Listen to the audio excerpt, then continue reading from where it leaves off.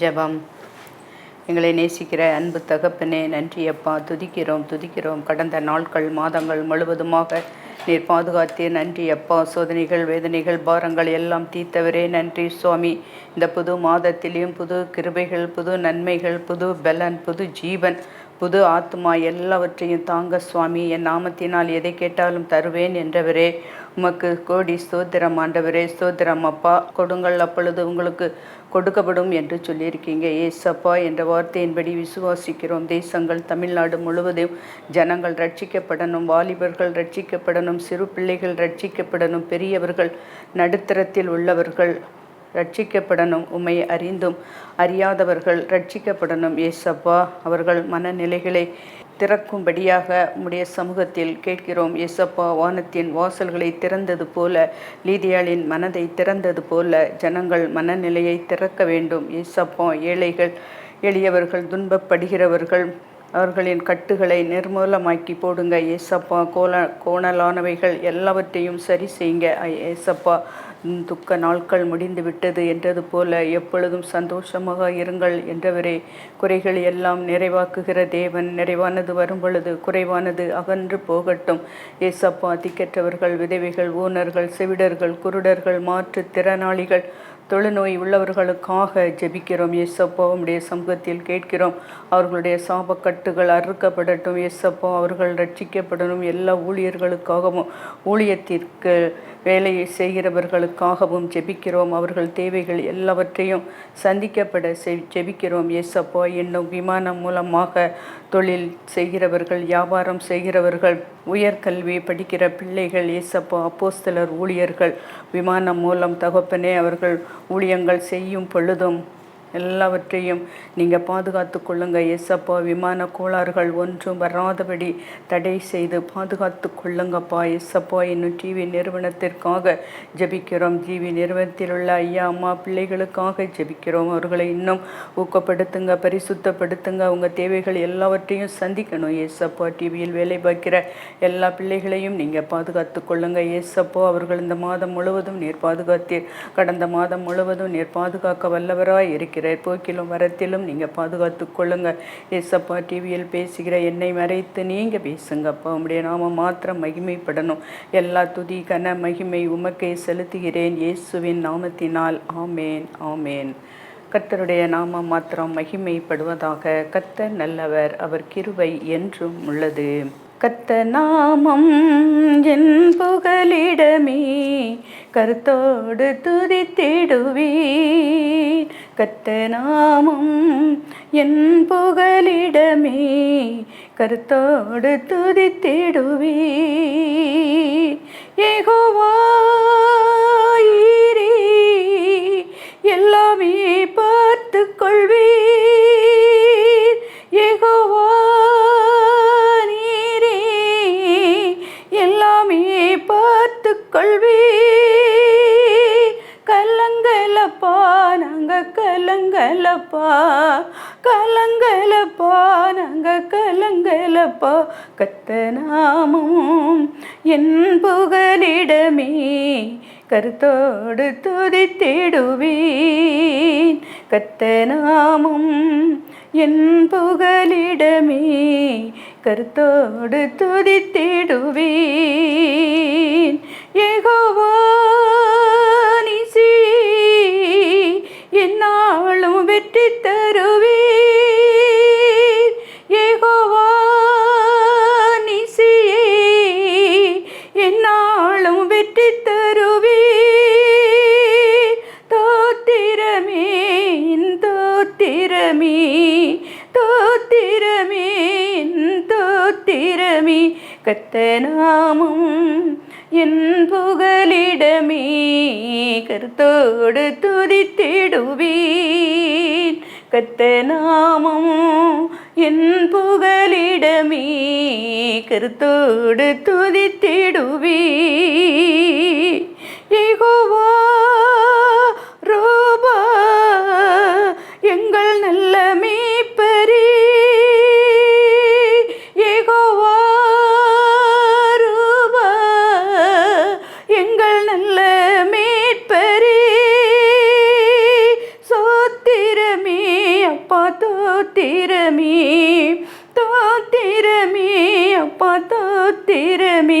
கர்த்தநாமம் என் புகலிடமே, கருத்தோடு துதித்திடுவேன். கர்த்தநாமம் என் புகலிடமே, கருத்தோடு துதித்திடுவேன். யெகோவா காப்பார், சுகம் தரும் தெய்வமே. யெகோவா காப்பார், சுகம் தரும் தெய்வமே.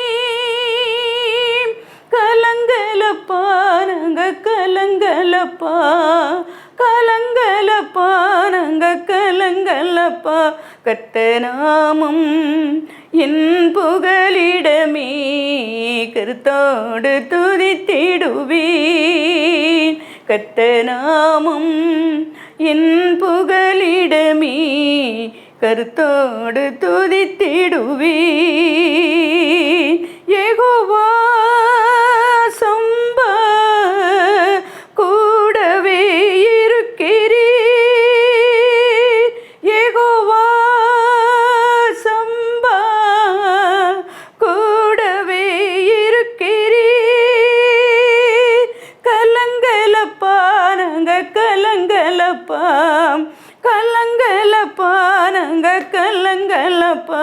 கர்த்தநாமம் என் புகலிடமே, கருத்தோடு துதித்திடுவேன். கர்த்தநாமம் என் புகலிடமே, கருத்தோடு துதித்திடுவேன். அவருடைய நாம மாத்திரம் மகிமைப்படுவதாக. நாம் இன்று பார்க்க போகிற செய்தி, கர்த்தர் அக்கினியின் நடுவில் இருந்து பேசுகிறார். ஏசாயா 61 அதிகாரம் 1 தேவனுடைய ஆவியானவர் என் மேல் இருக்கிறார். இதை நாம் வாசிக்கும் பொழுது கர்த்தருடைய ஆவியானவர் நம் வாழ்க்கையில் இடைப்படுவாராக ஏசாயா மூலம் வெளிப்படுத்தியது.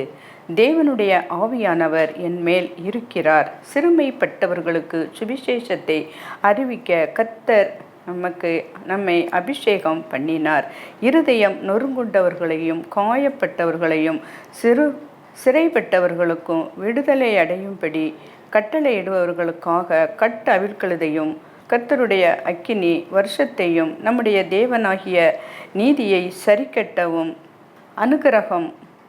அனுக்கிரக வருஷத்தையும் நம்முடைய தேவன் நீதியை சரிக்கட்டும் நாளையும் கூறவும், துயரப்பட்ட அனைவருக்கும் ஆறுதல் செய்யவும், சீயோனில் துயரப்பட்டவர்களை சீர்படுத்தவும், அவர்களுக்கு சாம்பலுக்கு பதிலாக சிங்காரத்தையும் துயரத்துக்கு பதிலாக ஆனந்த தைலத்தையும் ஒடுங்கின ஆவிக்கு பதிலாக துதியின் உடையை கொடுக்கவும் அவர் என்னை அனுப்பினார். அவர்கள் நம்முடைய தேவன் மகிமைக்கென்று நாட்டின நீதியின் விருட்சங்கள் எனப்படுவார்கள். அவர்கள் நெடுங்காலம் பாழாய் கிடந்தவைகளை கட்டி பூர்வத்தில் நிர்மூலமானவர்களை எடுப்பித்து தலைமுறையில் இடிந்து கிடந்த பாழான பட்டணங்களை புதிதாய் கட்டுவார்கள்.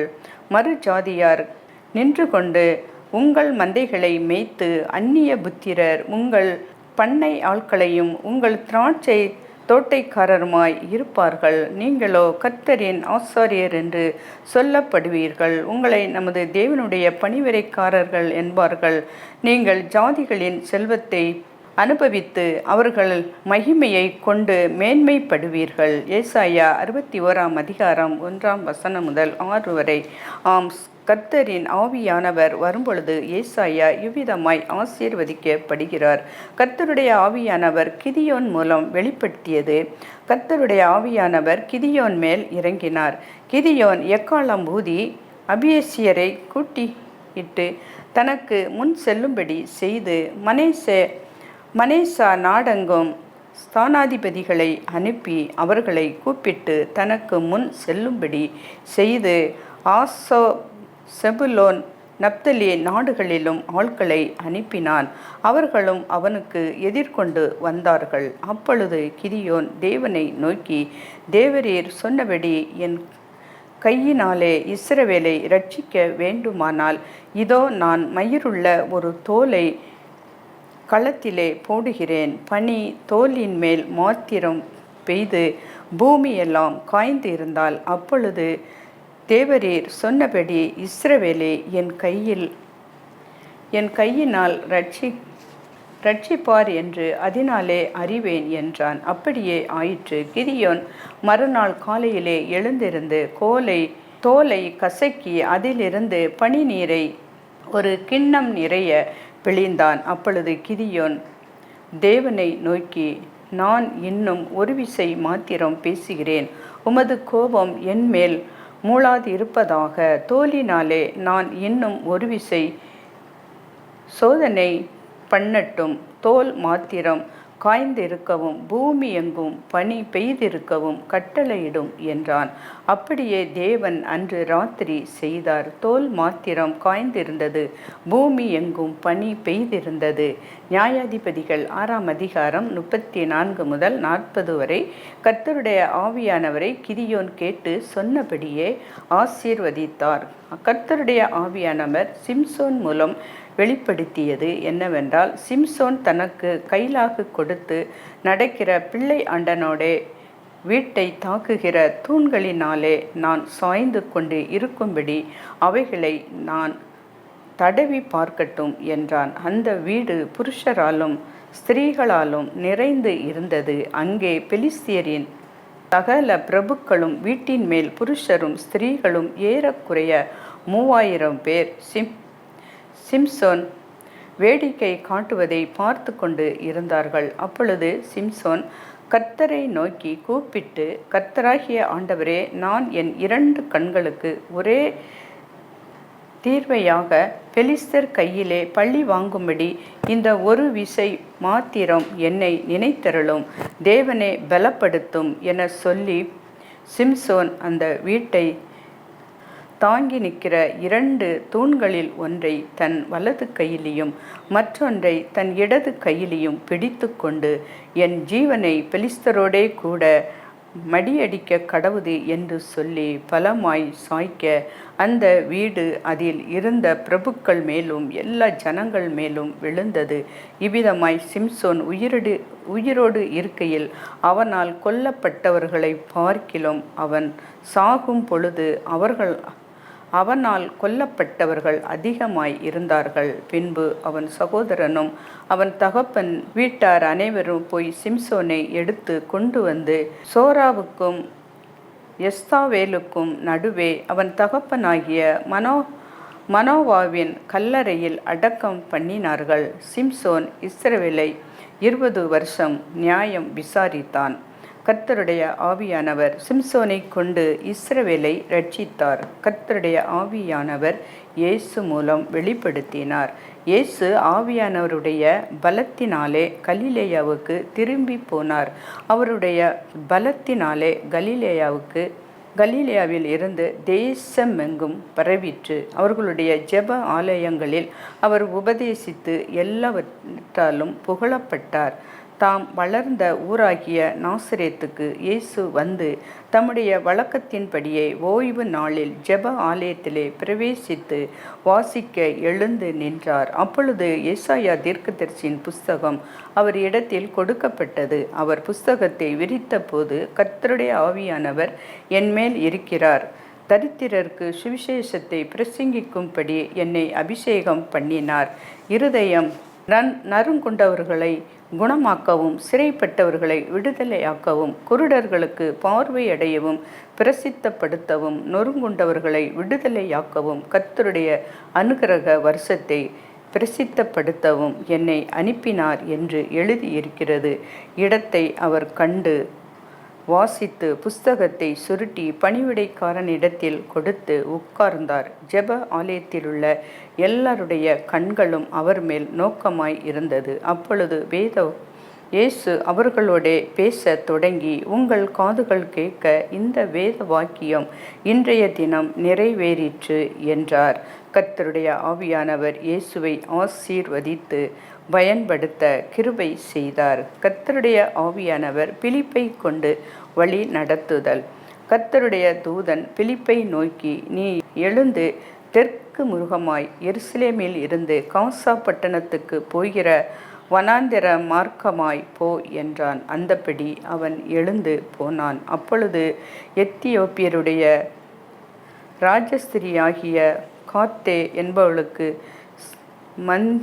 மந்திரியும் அவளுடைய பொக்கிஷம் எல்லாவற்றிற்கும் தலைவனுமாய் இருந்த எத்தியோப்பியா ஆகிய ஒருவன் பணிந்து கொள்ளும்படி எருசலேமுக்கு வந்திருந்து ஊருக்கு திரும்பும் பொழுது தன் இரதத்திலே உட்கார்ந்து ஏசாயா தீர்க்கதரிசியின் ஆகமத்தை வாசித்து கொண்டு இருந்தான்.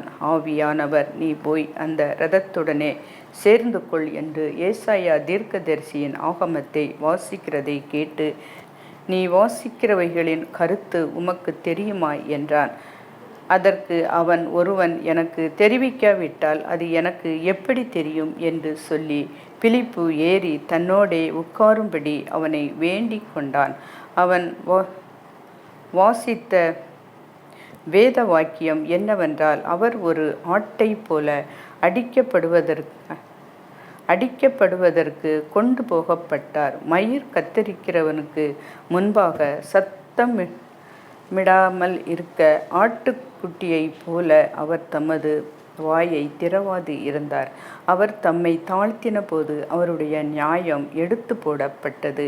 அவருடைய ஜீவன் பூமியில் இருந்து எடுபட்டு போயிற்று. அவருடைய வம்சத்தை யாராலே குறித்து இதை சொல்லுகிறார்? நம்மை குறித்தோ வேறொருவரை குறித்தோ எனக்கு சொல்ல வேண்டும் என்று கேட்டுக்கொண்டான். அப்பொழுது பிலிப்பு பேசத் தொடங்கி இந்த வேத வாக்கியத்தை முன்னிட்டு இயேசுவை குறித்து அவனுக்கு பிரசங்கித்தான். இவ்விதமாய் அவர்கள் வழி நடந்து போகையில் தண்ணீருள்ள ஓர் இடத்திற்கு வந்தார்கள். அப்பொழுது மந்திரி, இதோ தண்ணீர் இருக்கிறதே, நான் ஞானஸ்தானம் பெறுவதற்கு தடை என்ன என்றான். அதற்கு பிலிப்பு, நீர் முழு இருதயத்தோடு விசுவாசித்தால் தடை இல்லை என்றான். அப்பொழுது அவன், இயேசு கிறிஸ்துவை தேவனுடைய குமாரன் என்று விசுவாசிக்கிறேன் என்று சொல்லி இரதத்தை நிறுத்த சொன்னான். அப்பொழுது பிலிப்புவும் மந்திரியும் 2 பேரும் தண்ணீரில் இறங்கினார்கள். பிலிப்பு அவனுக்கு ஞானஸ்தானம் கொடுத்தான். அவர்கள் தண்ணீரிலிருந்து கரையேறின பொழுது கர்த்தருடைய ஆவியானவர் பிலிப்பை கொண்டு போய் விட்டார். மந்திரி அப்புறம் அவனை காணாமல் சந்தோஷத்தோடே தன் வழியே போனான்.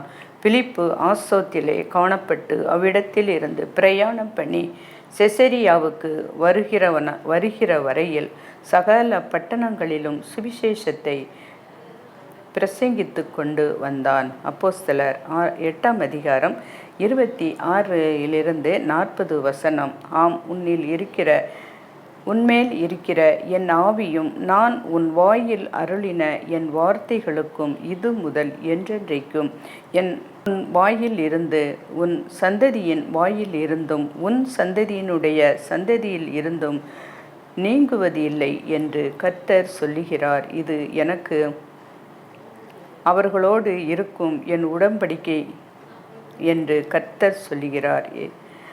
சங்கீதம் 18ஆம் அதிகாரம் 8ஆம் வசனம். அவர் நாசியிலிருந்து புகை எழும்பிற்று, அவர் வாயிலிருந்து பட்சிக்கிற அக்கினி புறப்பட்டது, அதனால் தழல் மூண்டது. அவர் நாசியிலிருந்து புகை எழும்பிற்று. நம்முடைய நாசியின் சுவாச காற்றினால் பகைஞர்கள் நிர்மூலமாக்கினார். தம்முடைய பிள்ளைகளை தம் சாயலில் உருவாக்கி தன்னுடைய சுவாசத்தை அவர்கள் மேல் ஊதினார். அவர்கள் ஜீவ ஆத்துமாவாக மாறினார். இப்பொழுதும் நம்மிலே ஓடிக்கொண்டு இருக்கும் மூச்சு காற்று அவருடைய சுவாச காற்றுதான். இது புரியாதவர்கள்தான் உலக நேசத்தில் மயங்கி நீ என்னுடைய சுவாச காற்று என்று மாயையாக கதை பேசுகிறவர்களாய் இருக்கிறார்கள். தேவன் தாமே இந்த பொல்லாத மாயையில் இருந்து நம்மையும் நம்முடைய சந்ததியையும் விடுதலையாவதற்காக விடுவித்ததற்காக நன்றி. இன்னும் இந்த மாயையில் சிக்கிக்கொண்டு இருக்கிற மக்களுக்காக நாம் பாரத்துடன் ஜெபிக்க கடமைப்பட்டு இருக்கிறோம். அவர் வாயிலிருந்து பட்சிக்கிற அக்கினி புறப்பட்டது. தேவன் பட்சிக்கிற அக்கினியாய் இருக்கிறார். அது அவர் வாயிலிருந்து புறப்பட்டது. பட்சிக்கிற அக்கினி என்பது தேவ வார்த்தைகள் ஆகும். அது வேண்டாத கிரியைகளை அழிக்க வல்லமை உடையது. பிதாவாகிய தேவன் பட்சிக்கிற அக்கினியாய் இருந்தார். யாத்ராகமம் 3ஆம் அதிகாரம் 2ஆம் வசனத்தில் மோசேக்கு தேவன் தம்மை அக்கினியின் நடுவில் இருந்து பேசுகிறவராய் காட்சி அளித்தார், வெளிப்படுத்தினார். கர்த்தருடைய தூதனானவர் ஒரு முள்செடியின் நடுவில் இருந்து உண்டான அக்கினி ஜுவாலையில் நின்று அவனுக்கு தரிசனமானார். அப்பொழுது அவர்கள் உற்று பார்த்தார்கள். முட்செடி அக்கினியால் ஜுவாலித்தது, எரிந்தும் அது வெந்தும் போகாமல் இருந்தது. அவர் பட்சிக்கிற அக்கினியிலிருந்து தம்மை பகைக்கிறவர்களுக்கு வெளிப்படுத்துவார். ஆனால் நாம் நேசிக்கிற மக்களுக்கு அந்த அக்கினியில் இருந்தே நம்மை வெளிப்படுத்துவார், அழைப்பும் கொடுப்பார். இதைத்தான் மோசேக்கு செய்தார். அதன் மூலமாக தம்மை வெளிப்படுத்தி அவனை இஸ்ரவேல் ஜனங்களுக்கு வழிநடத்த செல்லும் தலைவராக மாற்றினார். பட்சிக்கிற அக்கினியில் இருந்தும் அக்கினி ஸ்தம்பமாக மாறி தம் ஜனங்களை வழிநடத்தினார்.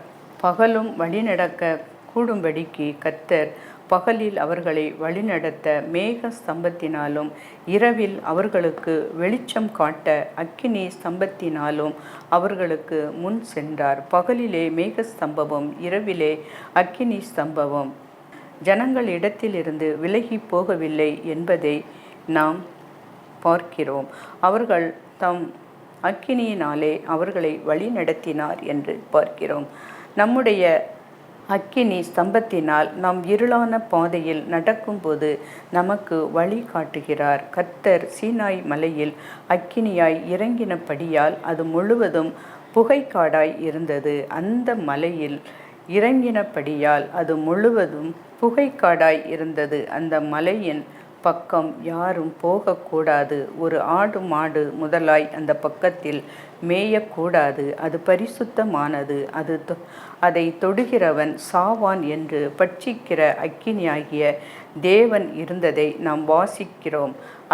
அப்படிப்பட்ட காலங்களில் இருந்து நம்மை இயேசு கிறிஸ்து மூலமாய் நமக்கும் பிதாவுக்கும் இடையே இருக்கிற இடைவெளியை சிலுவை மூலமாய் வைத்தது. நமக்கும் பிதாவுக்கும் நடுவாக அவர் இருந்து நம்மை தேவனோடு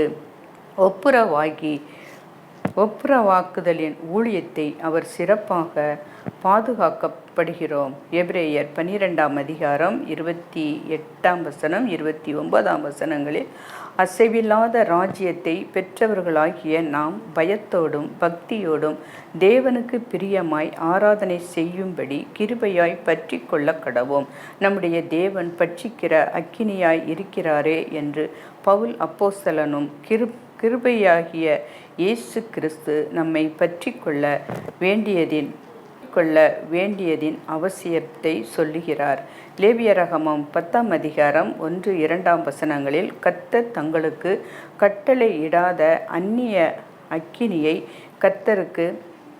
கர்த்தருடைய சன்னிதானத்தில் கொண்டு வந்தபடியால் கர்த்தருடைய சன்னதியில் இருந்து அக்கினி புறப்பட்டு அவர்களை பட்சித்தது. அவர்கள் கர்த்தருடைய சன்னதியில் செத்தார்கள் என்று நாம் பார்க்கிறோம்.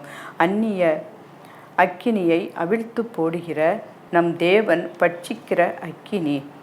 கர்த்தர் மலையிலே அக்கினியின் நடுவில் இருந்து முகமுகமாய் பேசினார். அவர் பட்சிக்கிற அக்கினியாய் இருந்தாலும் அதன் நடுவில் இருந்து நம்மோடு பேசுகிற அன்பான தேவனாக இருந்தாலும் அதன் நடுவில் இருந்து நம்மோடு பேசுகிறார். இயேசு கிறிஸ்துவும் இதோ அக்கினியை போட வந்தேன், அது உங்கள் நடுவிலே பற்றி எரிய வேண்டும் என்று விரும்புகிறேன் என்றார். அது எழுப்புதலின் அக்கினியாகும். அது இந்த காலத்தில் நம்மிடையே போடப்பட வேண்டுமென்ற விருப்பம் உள்ளவராய் இருந்தார். அதற்கு நம்மை தகுதிப்படுத்துவோம். தேவன் பட்சிக்கிற அக்கினியாய் இருந்து அக்கினியில் இருந்து நம்மோடே பேசி சரிப்படுத்துகிற அக்கினியாய் இருந்தார். நம்மிடத்தில் உள்ள பாவ துர்க்குணங்களை சுட்டரித்து நம்மை பாதுகாக்கிறார். எலியாவின் காலத்தில் 1 ராஜாக்கள் 18ஆம் அதிகாரம் 38ஆம் வசனத்தில் கர்த்தரிடத்தில் இருந்து அக்கினி இறங்கி அந்த சர்வாங்க தகன பலிகளையும் விறகுகளையும் கற்களையும் மண்ணையும் பட்சித்து வாய்க்காலில் இருந்து தண்ணீரையும் நக்கி போட்டது என்று பார்க்கிறோம். இது தூய்மைப்படுத்தி கர்த்தரையே தெய்வம் என்று மக்கள் சொல்ல வைத்த அக்கினி. எலியாவின் காலத்து அக்கினி வேண்டாததை சுட்டரித்து பரிசுத்தப்படுத்தி கர்த்தரே தெய்வம் என்று நிரூபித்தது. சர்வாங்க தகனபலி முழுமையாக அர்ப்பணிக்கும் போது அக்கினி பட்சிக்கிறது. விறகுகள் வெறுமையாக்கி அக்கினியை கற்கள் கல் போன்ற கடின இருதயம் மண்ணின் மேல் உள்ள ஆசை வாய்க்கால் தண்ணீர் சுயசித்தம் கர்த்தரிடம் ஊற்றப்பட வேண்டும். இப்படியாக நம்மை கர்த்தருக்கு முன்பாக தாழ்த்தி அர்ப்பணித்து ஒப்பு கொடுக்கும் பொழுது கர்த்தர் பெரிய காரியங்களை நம் மூலம் நடப்பிப்பார். நம்மை சுட்டரிக்கப்படுவதற்கும் நாம் ஒப்பு கொடுக்க வேண்டும். அவர் அக்கினியினாலும் பரிசுத்த ஆவியினாலும் நமக்கு ஞானஸ்தானம் கொடுத்து நம்மை அவரோடு இணைத்து கொள்ளுவார். நம்முடைய தேவன் பட்சிக்கிற அக்கினியாய் இருந்தாலும் கிருபையாகிய இயேசு கிறிஸ்து மூலமாய் நாம் இரக்கத்துக்குள் நுழையும் பாக்கியத்தை பெற்று இருக்கிறோம். இந்த மாதத்திலும் ஆண்டவர் நமக்கு தரும் அருமையான வார்த்தை நீதிமொழிகள் 3ஆம் அதிகாரம் 27-28ஆம் வசனம். நன்மை செய்வதற்கு உனக்கு திராணி இருக்கும் பொழுது அதை செய்யத்தக்கவர்களுக்கு செய்யாமல் இராதே. எத்தனையோ பேருக்கு இல்லாத பாக்கியத்தை நமக்கு வாய்க்க பண்ணி இருக்கிறார். படிக்க வழியில்லாத ஏழை குழந்தைகளுக்கு படிக்க உதவி செய்யலாம்.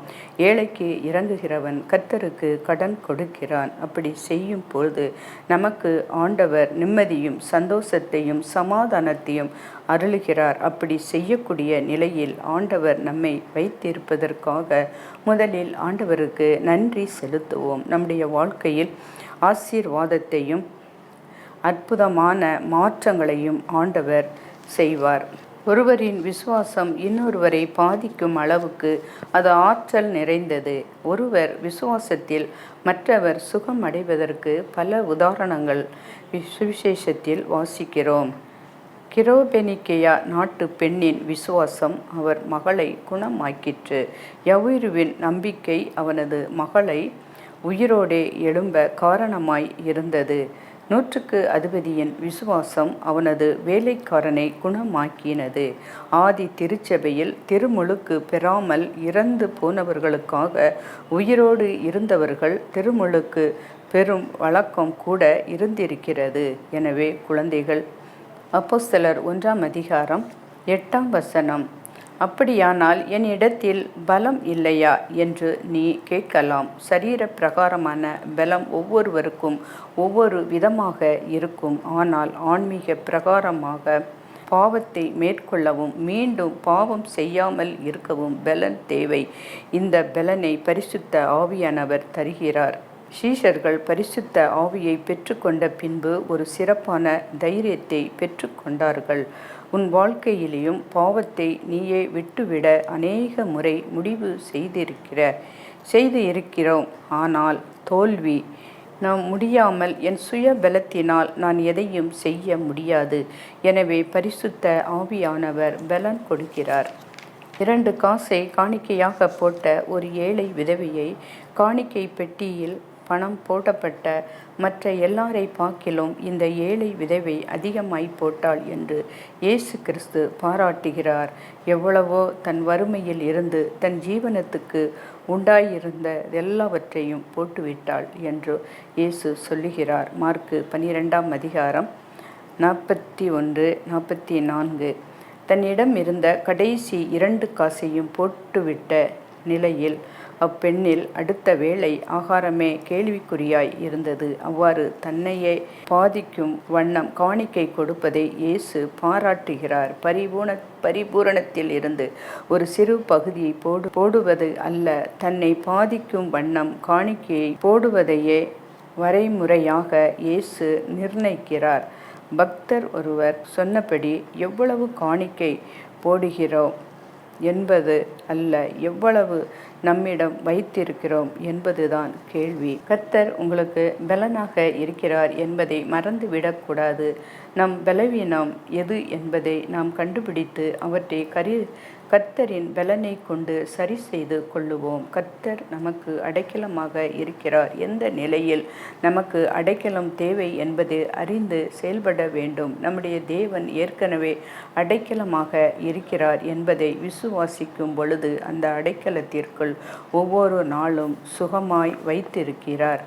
கர்த்தர் நமக்கு பாதுகாவலராக இருக்கிறார். மதிலை மோதி அடிக்கிற பெரு வெள்ளம் போல பிரச்சனைகள் சீறிக்கொண்டு வந்தாலும் நம்முடைய பாதுகாவலராக கர்த்தர் இருக்கும் வரைக்கும் ஒருவரையும் நம்மை தொட முடியாது. நம்மை தொடுகிறவன் அவருடைய கண்மணியை தொடுகிறான். சகரியா 2:8 என் வேதம் கூறுகிறது. இந்த மாதத்தில் நாம் சுதந்திரித்து கொள்ளுவோம். கர்த்தர் தாமே இந்த மாதம் முழுவதையும் நம்மோடு இருந்து நம் வழிகளை நடத்தி ஆசீர்வதிப்பாராக. கர்த்தருடைய நாம மாத்திரம் மகிமைப்படுவதாக. ஆமேன்.